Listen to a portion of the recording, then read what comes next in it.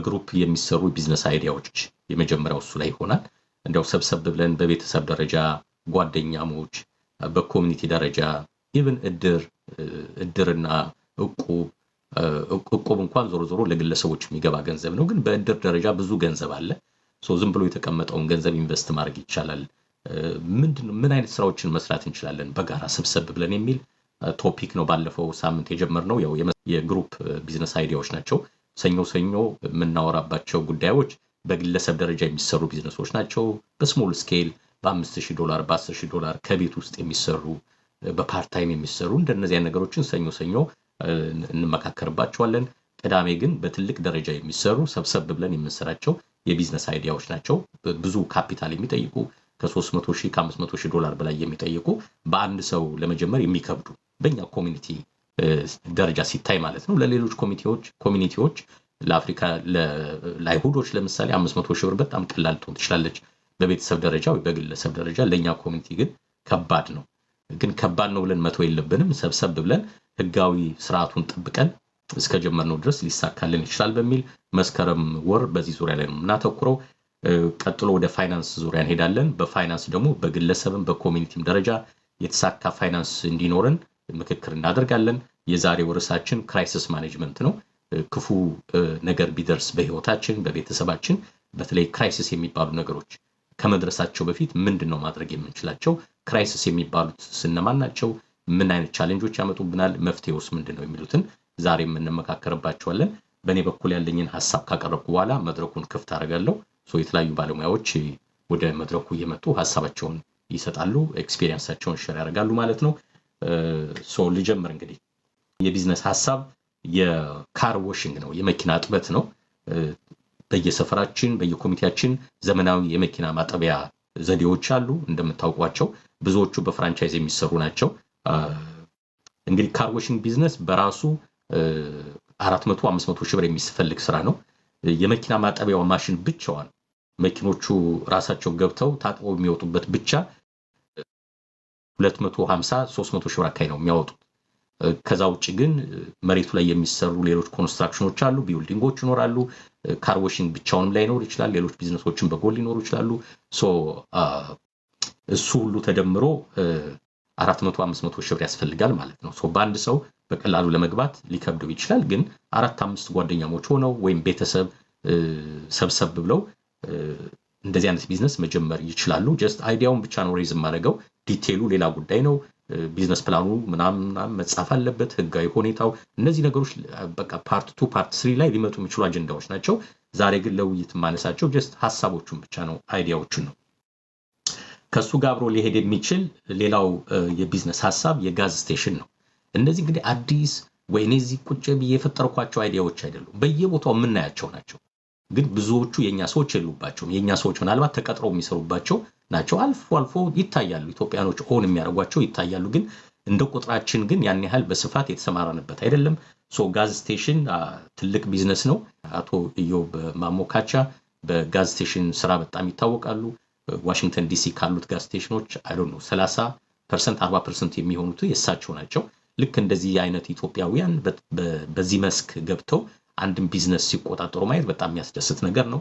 ለሁላችንም ትምህርት ነው። በሌሎች ስቴቶችም በካናዳም ያለን ሰዎች እንዲሁ ሰብሰብ ብለን ወደ ጋዝ ቢዝነስ ብንገባ ጥሩ ነው። ጋዝ ስቴሽኑ በራሱ ብቻውን ግን ላያዋጣ ይችላል። ምክንያቱም በጋሎን የምናገኛት ትርፍ በጣም በሳንቲም ደረጃ ናት። ጋዝ ስቴሽን ዞሮ በፍራንቻይዝ የሚሰራ ነው። የሌሎችን ነዳጅ ነው የምንሸጠው። ስለዚህ እነሱ ናቸው ፕራይሱን የሚተምኑልን እንጂ እኛ እንደፈለግነው መሸጥ አንችልም። ትርፏ በጣም አነስተኛ ናት ከጋሎን የምትገኘው ትርፍ። ግን በጎን እንደ ሜካኒክ ሾፕ በጎን ቢከፈት እና ሚኒ ሾፕ ወይም ትንሽ ሱቅ ደግሞ ሚኒ ማርት የሚሏትን በጎን ቢከፈት ሶስቱ አንድ ላይ ሲዋሃዱ የበለጠ ተጠቃሚ ያደርጉናል። ጋዝ የሚቀዳው ሰው ውስጥ ገብቶ የሆነ ነገር ፒክ ሊያደርግ ይችላል። በዛው የሆነ መኪናው ችግር ካለበት ሜካኒክ ጋር ገብቶ ሊያሳይ ይችላል። የተደጋገፉ ስራዎች ናቸው።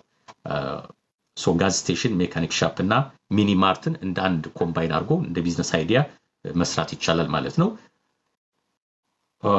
ወደሚቀጥለው የቢዝነስ ሐሳብ ሲሄድ ላውንድሮማት ያው ካሽካው ነው የሚባለው። ላውንድሮማት ማለት ካሽካው እንግዲህ በስትራቴጂክ ማኔጅመንት ካሽካው ሌላ ትርጉም ነው ያለው። በስትራቴጂክ ማኔጅመንት ግን በተለመደው መንገድ ኢትዮጵያ ውስጥ ሲወራ ምን ሰማው የሚታለብ ላም በቀጥታ ስተረጉም ማለት ነው ካሽካው ነው አይ ቲንክ ትራንስፎርሜሽን ፕላኑ በነበረበት የዛሬ 10 ምናምን ዓመት ካሽካው ይባል ነበር ስትራቴጂካሊ በስትራቴጂክ ማኔጅመንት ትክክለኛ ትርጉሙ እሱ አይደለም ግን ዞሮ በቀጥታው ትርጉሙ ወሰዱትና የሚታለብ ላም ብላችሁ ብትወስዱት በቃ ብዙ ወተት ያላት ላም ማለት ነው ካሽካው ከቢዝነስ አንፃር ላውንድሮማት ይሴ ካሽካው በዚህ በቀጥታው ትርጉሙ ዝም ብለን ከሄድን ማለት ነው በስትራቴጂክ ማኔጅመንት ትርጉሙ ሳይሆን ምን ማለት ነው ላውንድሮማት አንደኛ ከቢዝነስ ሜጀር ኮስቶች ከሚባሉት ውስጥ አንዱ ሌበር ነው ላውንድሮማት ቴክኒካሊ ሌበር ኮስት የለው አንድ ወይም ሁለት ሰራተኛ ነው the whole day ቀጥ አድርጎ የሚይዝላችሁ ወይም እናንተ ብቻችሁን ቀጥ አድርጋችሁ ትይዙት ትችላላችሁ ምክንያቱም ሰዎቹ ደንበኞቹ ራሳቸው ልብሳቸውን ይዘው ይመጣሉ ራሳቸው ያጥባሉ ራሳቸው ያደርቃሉ ከፍለው ይወጣሉ በቃ ሰልፍ ሰርቪስ ነው ኦልሞስት 100% ሰልፍ ሰርቪስ ስራ ነው ስለዚህ ሌበር ኮስታችን ሲግኒፊካንትሊ የለም ዜሮ ነው የሚሆነው በጣም አነስተኛ ነው ዜሮ ነው ማለት ምንም መቼስ ያለ ሰራተኛ አይኖርም ግን ከሌሎች ቢዝነሶች ጋር ሲወዳደር በዛን ያህል ስፔስ በሚሰራ ቢዝነስ በአነስተኛ በአንድ ሰውና በሁለት ሰው ብቻ የሚሰራ ቢዝነስ ነው ላውንድሮማት ቢዝነስ በዛ ላይ ሜንቴናንስ ኮስቱ አልፎ ማሽኖቹ የዋሺንግ እና የማድረቂያ ማሽኖቹ ሲበላሹ ሜካኒክ ጠርተን ከማሰራት ውጭ ሜጀር ኮስት የለው በየጊዜው ይሄ ተከታታይ የሆኑ ስራዎችን ልክ እንደ ኢንቨንተሪ ለምሳሌ ሱቅ ቢኖርን በየጊዜው ዕቃ መገዛት አለበት ኢንቨንተሪውን መቆጣጠር አለበት ኢንቨንተሪው ሲቀንስ ይሄ ሪኦርደር ፖይንት የሚባል ቦታ ሲደርስ እንደገና ማዘዝ አለብን ስናዝ ስንት ዩኒት ነው የምናዘው የሆነ ብቻ የእውቀት የምናምን ነገር ውስጥ ይዞን ይገባል ቢዝነስ ወደም ሊገባን ይገባል ላውንድሮማት ግን ምንም ነገር አያስፈልገውም ግን ገንዘብ ይፈልጋል ስራው በባህል መጀመሪያ ገዝተን ስንገባ ጥሩ ገንዘብ ይዘን ነው የምንገባው አንዴ ከገባን እና ማሽኖቹ ከተስተካከሉ ግን ከዛ በኋላ ካሽካው የሚባል ቢዝነስ ነው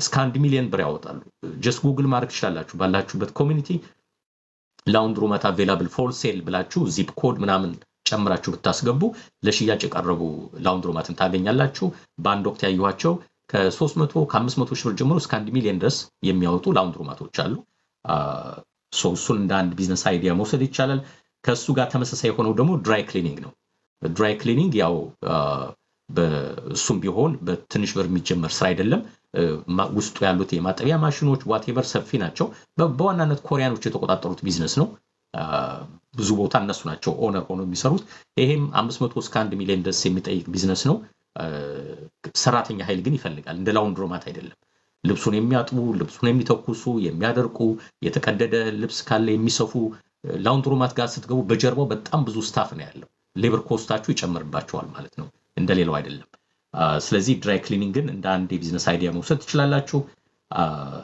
ቀጥሎ ሁለት ልጨምርና የቢዝነስ አይዲያዎችን ልጨርሳቸው ቤከሪ የኬክ መጋገር አገልግሎት ነው በትንሽ ሌቭል መስራት ይቻላል ቤከሪ አሁን በየቤታቸው ኬክ የሚጋግሩ ሰዎች አሉ ግን ኢትዮጵያውያን ጥሩ ኬክ የሚሰሩ ሰዎች አሉ ግን ወደ ማርኬት ወጥተው ለመሸጥ በጣም ይከብዳቸዋል ምክንያቱም የላይሰንሲንግ ጉዳይም ስላለ ነው ለብዙ ህዝብ የሚቀርብ ፕሮዳክት ከሆነ ቤት ውስጥ መስራት አይቻልም የኮቴጅ ላይሰንስ ላይፈቅድላቸው ይችላል ግን ከሰራ ነው በትልቅ ስኬል መስራት ከቻለን ግን ቤከሪ በጣም የሚያዋጣ ቢዝነስ ነው እኛ አካባቢ እንደዛ ታዋቂ የሆኑ ቤከሪዎች አሉ ከርቀት ሁሉ ሰው መጥቶ ተሰልፎ የሚገዛቸው ማለት ነው በዛ ሌቭል ለመጫወት ግን 400 500 ሺህ እና ከዛ በላይ ቢኖረን ጥሩ ነው ብዬ አስባለሁ ከቤከሪው ጋር ከኬኩ ጋር ኬክ እና ዳቦ ሁለቱም የመጋገር ስራ መስራት ስለሚቻል እነሱን ደግሞ ወደ የሬስቶራንቱ ወደ የሱቁ ዲስትሪቢዩት ማድረግ ይቻላልና እንደ አንድ ሐሳብ መውሰድ ይቻላል የመጨረሻው ፒዛ ነው የፒዛ ሃውስ ነው ይሄ 100% ኦልሞስት በፍራንቻይዝ የሚሰራ ነው 400 ሺህ 500 ሺህ ከዛ በላይ ይፈልጋል እንግዲህ እንደ አንድ አይዲያ ፒዛ ሃውስንም ፒዛ ቤቶችንም መውሰድ ይቻላል በአጠቃላይ ግን ትላልቅ ቢዝነሶችን ስንሰራ በሶስት መንገድ መስራት እንችላለን ለትላልቆች ብቻ ሳይሆን ይሄ ለትናንሽ ቢዝነሶችም የሚሆን ስትራቴጂ ነው አንደኛው ከዜሮ መጀመር ነው አዲስ ቢዝነስ መጀመር ነው ያ ማለት ነው አዲስ ሎኬሽን መርጠን በዛ ሎኬሽን ላይ ኮንስትራክሽን ጀመረን ወይ ሞረድ ያለቀ ህንጻ ከሆነ በህንጻ ውስጥ ለምሳሌ ላውንደሪ ማሽኖችን ኦር የላውንድሮማት ማድረቂያና ማጠቢያ ማሽኖችን አስገብተን ከካውንቲው ፐርሚት አግኝተን ስንሰራ አንድ ስትራቴጂ ነው በዚህ መንገድ ስራ መጀመር ይቻላል ሁለተኛው አኩዊዚሽን ይባላል ይሄ ደግሞ ኦሬዲ ለሽያጭ የቀረቡ ቢዝነሶች ካሉ መግዛት ማለት ነው ጉግል አርጋችሁ ማግኘት ትችላላችሁ ላውንድሮማት ፎር ሴል ኦር ኦን ሴል ምናምን ብላችሁ ጉግል ብታርጓቸው ለሽያጭ የቀረቡትን ታገኛላችሁ አሁን እነሱ የላይሰንስ ችግር የለባቸውም የፐርሚት ችግር የለባቸውም ጀስት ኦነርሺፑ ብቻ ባለቤቶቹ ብቻ ናቸው የሚቀየሩት ማለት ነው ግን ጥንቃቄ ያስፈልጋል እንደነዚህ አይነት ነገር በመተፈራረሙበት ጊዜ መጀመሪያ ከላንድ ሎርዱ ከህንጻው ባለቤት ጋር መስማማት አለባችሁ መነጋገር አለባችሁ ዝም ብላችሁ ገንዘብ መክፈል የለባችሁም ባለፈው አላስታውስም እንጂ አንድ ኢትዮጵያዊ እንደዛ ሌላ ቢዝነስ ውስጥ ልትገባ ነበር ከሰዎቹ ጋር ጨርሳ ብር ክፈይ ብለው አስጨነቋት ማለት አስጨነቋት ሳይሆን በቃ ቶሎ ብር ክፈይና እንፈራረም ነገር ምናምን አሏትና ሊዙን ሰጥቷል ሊዙን ሲያት አንድም ቦታ ላይ ሊዝ የሚል ነገር የለው እና የሚለው ማኔጀር ነው የሚለው እንዴ እኔ እኮ ገንዘብ መከፍላችሁ ማኔጀር ሆኜ ለመቀጠር አይደለም የቤቱ የቢዝነሱ ባለቤት እኔ ነኝ የምሆነውና ለምንድነው ስለ ሊዝ ማያወራው የስንት ዓመት ሊዝ ነው የምትሰጡኝ ምናምን አለች ከዛ እነሱ አይ እንደዚህ እኮ ላንድሎርዱ ስለማይፈቅድልን እኛ በዚህ መንገድ ልናስገባሽ ፈልገን ነው እና ማኔጀር ሆነሽ ትገቢና በኋላ ኦነር ትሆኛለሽ አሏት እና በኋላ ሄዳ ላንድሎርዱ ስታናግረው እንደዚህ የሚባል ነገር የለም አይ ቲንክ ከአንድ ዓመት በኋላ አይኖርም ይሄ ቢዝነስ ነገር አሏት ገንዘቧን ከፍላ ቢሆን ኖሮ ቀልጣ ነበር ማለት ነው እንደዛ የሚያጋጥሙ ሰዎች አሉ በተለይ እኛ ሀገር ስደተኛ ሆነው የመጡ ሰዎች ለረጅም ጊዜ በተለይ ታክሲ ምናምን ላይ ሰሩ ሰዎች ዩዥዋሊ ካሽ ያስቀምጣሉ ያው ታክስ 100% ሪፖርት ስለማያደርጉ ታክስ ድሮ ደግሞ በደናው ጊዜ በካሽ በሚሰሩበት ጊዜ ካሽ ያስቀምጣሉ እንደነዚህ አይነት ቢዝነስ መግባት ሲፈልጉ ካሽ ነው የሚከፍሉት ከባንክ እንኳን ትራንስፈር ቢደረግ አንድ ነገር ነው ማስረጃ ያላቸው ከፍያለሁ ለማለት ግን ካሽ ነው የሚከፍሉት ያበሻ ይሉን ታስላለ ደግሞ አንዳንዴ ሳይፈራረሙ ዝም ብለው ይከፈላሉና እንደዛ የተጎዱ ሰዎች አሉ ገንዘባቸውን ከሰጡ በኋላ ማናቸው የተባሉ ሰዎች አናቃቸውም የተባሉ ሰዎች አሉ በሚያሳዝን ሁኔታ ማለት ነው ስለዚህ እንደነዚህ አይነት ዲል ከመግባታችን በፊት መጀመሪያ ሊዝ አግሪመንቱን ማየት አለብን ቢቻል ለህግ ባለሙያ ሰጥተን ሊዝ አግሪመንቱን እስቲ ያንብብልን የኔ ጥቅም ምንድነው የኔ ጉዳት ምንድነው የሚለውን ብናቀው ጥሩ ነው ብዬ አስባለሁ የሊዝ ከመፈረማችን በፊት ደግሞ የህንጻውን ባለቤት ማነጋገር አለብን ይሄን ህንጻ ልገዛው አስቤያለሁ ሊዙ ወደኔ ስም ይዞራልኛል ወይ ከዞርልኝ ብለን ማነጋገር አለብን በይሉንታ ዝም ብሎ የሚሰጥ ገንዘብ መኖር የለበትም አንዴ ከእጃችን ከወጣ በቃ አስቸጋሪ ነው ሰዶ ማሳደድ ካላማረ ዶሮን በቆቃት ቀይር እንደሚባለው አንዴ ገንዘቡ ከእጃችን ከወጣ በጣም አስቸጋሪ ነው ሊሸጡ የተዘጋጁ ሰዎች ደግሞ ብዙ ጊዜ ያጣድፉናል የራሳቸው ምክንያት ይኖራቸዋል አንዳንዴ ዝም ብለው በሰላም ሸጠው መውጣት ፈልገው ሊሆን ይችላል ግን እነሱም ቢሆን በህጋዊ መንገድ ቢያስተላልፉ ጥሩ ነው ሌላው የታክስ ኢምፕሊኬሽኑን ማየት አለብን ላይሰንሱ በሚዞርበት ጊዜ የኛ ሊያቢሊቲ ከመቼ ነው የሚጀምረው ምክንያቱም አይአርኤስ ወደ ኋላ 3 ዓመት ተመልሶ ኦዲት ያደርጋል ዛሬ ቢዝነሱን ገዝታችሁ ገብታችሁ በሚቀጥለው ዓመት አይአርኤስ ደብዳቤ ቢጽፍላችሁ በእነሱ ላይሰንስ በእነሱ ፐርሚት በእነሱ ስም ሁሉ ነገር ከቀጠላችሁ በቃ ላይፍ ሊያቢሊቲውን ይዛችኋል ማለት እኮ ነው ሊዝ አግሪመንቱ ላይ የሆነ ነገር ወይም ደግሞ የሽያጭ ኮንትራክቱ ላይ የሆነ ነገር መግባት አለበት ማለት ነው ምንም አይነት ኃላፊነት ወደ እናንተ እንደማይመጣ በትክክል ግልጽ በግልጽ ካልተቀመጠ በቀር ኃላፊነቱን ተወስዳላችሁ ማለት ነው አኩዚሽን ጥሩ ነው ከማርኬቲንግ አንፃር ጥሩ ነው ደንበኞች ለምደዋል የላይሰንስ ፕሮሰሱ የፐርሚት ፕሮሰሱ ያለቀለት ጉዳይ ነው እንደ አዲስ አትጀምሩትም ትራንዚሽኑ ግን ወደ እናንተ በሚሄድበት ጊዜ ጥንቃቄ ይፈልጋል ነው ሶስተኛው አማራጭ ፍራንቻይዝ ነው ፍራንቻይዝ ያው ትላልቅ ፍራንቻይዘሮች ጋር ሆናችሁ በእነሱ ስም ነው የምትሰሩት እንግዲህ አንድ ፍራንቻይዝ ስትፈልጉ ለምሳሌ 711 የምትፈልጉ ከሆነ በዛ ዚፕ ኮድ ውስጥ ያለውን ኮኦርዲኔተር ማግኘት አለባችሁ ለዛ ኮኦርዲኔተር ሐሳባችሁን ትናገራላችሁ ለምሳሌ 711 መክፈት ፈልጋለሁ ትላላችሁ ሁለት ምርጫ ይሰጣችኋል አንደኛው በዛ ዚፕ ኮድ ውስጥ ተመሳሳይ 711 ለሽያጭ የቀረበ ካለ ሂድና ያን ሰው ኮንታክት አድርግ ትባላላችሁ which is ወደ አኩዚሽን ገባችሁ ማለት ነው ተመልሳችሁ ስለዚህ አኩዚሽን ፕሮሰስ ተከትላችሁ ትጨርሱታላችሁ ወይም እዚህ አካባቢ ለሽያጭ የቀረበ ተመሳሳይ ቢዝነስ ስለሌለ ህጋችንን ተከትለ ቤት ፈልግና ቤቱን ስታገኝ እናያዋለን ይላሉ ለምሳሌ እንደ አበሻ ቢዝነስ እዚህ ጋር ሱቅ ሲከፈት ከጎን መቶ ሱቅ መክፈት የተለመደ ነው አይደለም እዚህ ጋር የሆነ ሰው ቢዝነስ ተሳካለ ሲባል የኛ ሰው ግር ብሎ ነው የሚገባበት እነሱ ፍራንቻይዘሮች እንደዛ አይደለም የሚሰሩት ህግ አላቸው እዚህ ጋር አንድ ቢዝነስ ካለ በስንት ማይል ሬዲየስ ተመሳሳይ ቢዝነስ መክፈት እንደምትችሉ ህግ አላቸው ስለዚህ ቤት በመታገኙበት ጊዜ ታሳያላችሁ ህጋችሁን ጠብቃችሁ የነሱን አሰራር ጠብቃችሁ ከሆነ እንደን ብሉፕሪንት ተዘጋጅቶለት ዲዛይኑ ተዘጋጅቶለት የካውንቲንግ ፕሮሰስ ጨርሶ ብዙ ጊዜ እነሱ ናቸው ይሄን ሃንድል የሚያደርጉት ለራሳቸው ስም ሲሉ ማለት ነው ምክንያቱም ቢዝነሱ የሚሰራው በእነሱ ስም ነው ማክዶናልድ በሉት ሳብዌይ በሉት 7-11 ፍራንቻይዞች ናቸው። በእነሱ ስም ነው ቢዝነሱ የሚሰሩት። ስለዚህ ሊጋል ፕሮሰሱን እነሱ ናቸው ሃንድል የሚያደርጉት ዩዥዋሊ። ስለዚህ በዚህ መንገድ ጥንቃቄ ማድረግ ያስፈልጋል። ፍራንቻይዝ ውስጥ ስንገባ እኛም የራሳችን ክራይቴሪያ ሊኖረን ይገባል። እነሱም የራሳቸው ክራይቴሪያ አላቸው። ዝም ብለው የጠየቃቸውን ሰው በሙሉ ያስገቡ። ለምሳሌ እነሱ 3 ነገር ዩዥዋሊ ይጠይቃሉ። 3ቱን የማታሟሉ ከሆነ መጀመሪያ ፕሮሰሱን ባትጀምሩት ይሻላል። የመጀመሪያው የፍራንቻይዝ ፊ ይባላል። ለስማቸው የሚከፈል ከገንዘብ አለ። እሱ ባንካችሁ ላይ መኖር አለበት። ተበድራችሁ አይደለም እሱ የምትከፍሉት። ስለዚህ ባንክ ስቴትመንት አምጡ ትባላላችሁ። ለምሳሌ 7-11 ለመጀመር ለ7-11 $50,000 ለስሙ ይከፈላል ከተባለ ያ ገንዘብ እጃችሁ ላይ መኖር አለበት። አንዳንዶቹ ኦፕሽን ይሰጧቸዋል። ይሄን ያህል ዳውን ፔመንት ካረክ ቀሪውን በ5 ዓመት ዋቴቨር ክፈል ሊሏችሁ ይችላሉ። ግን ገና 50 ሺህ ብሩንም እንኳን አቅሙ የሌለው ሰው ከሆነ መጀመሪያውኑ መግባት የለበትም ማለት ነው። እዛ ውስጥ እንደነዚህ አይነት ፍራንቻይዞች ውስጥ መግባት ከባድ ነው በ50 ሺህ ብር አካባቢ። አንደኛው እሱ ነው። ሁለተኛው ሊኩዊድ ካሽ ምን ያህል አለ ብለው ይጠይቃሉ። ሊኩዊድ ካሽ ማለት ካሽ እና ወደ ካሽ በቀላሉ ሊቀየር የሚችል ሀብት ማለት ነው። ስለዚህ ሊኩዊድ ካሽ ካለው እንግዲህ ካሽን ይችላል። ምናልባት ስቶክ ማርኬትን ሊጨምር ይችላል። ምክንያቱም በአንድ ሳምንት ውስጥ ስቶኩን ሸጠን መልሰን ልንገባበት እንችላለን። ካሹን ልናሳያቸው እንችላለን። ስለዚህ እሱን ይጠይቁናል። ሌላው ኔት ወርዝ ምን ያህል አለ ብለው ይጠይቃሉ። ኔት ወርዝ ማለት የተጣራ ሀብት ማለት ነው።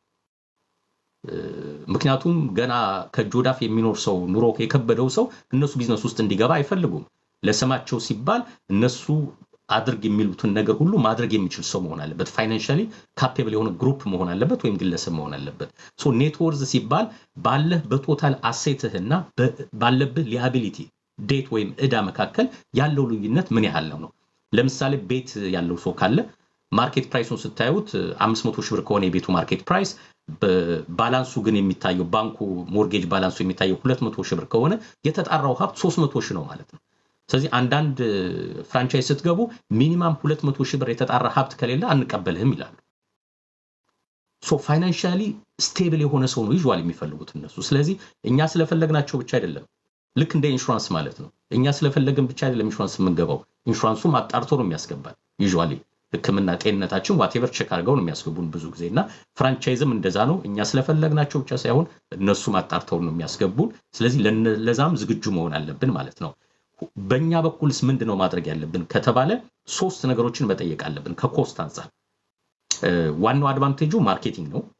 ሶ በዛ እምነት ሊኖረን ይገባል። ጥሩ ዝና ያለው ብራንድ መሆኑን ማወቅ አለብን። ከዛ ውጭ ግን ስናጣራ አንደኛ ፍራንቻይዝ ፊው ስንት ነው ብለን መጠየቅ አለብን። ስንት ነው የምከፍለው ለስማችሁ? ሁለተኛው ሮያሊቲ ፊው ስንት ነው ብለን መጠየቅ አለብን። ሮያሊቲ ፊ ማለት በየአመቱ ከግሮስ ኢንካማችሁ ላይ ስንት ፐርሰንት ትከፍላላችሁ ለስማቸው? ምክንያቱም በእነሱ ስም ነው እየተሸጠ ያለው።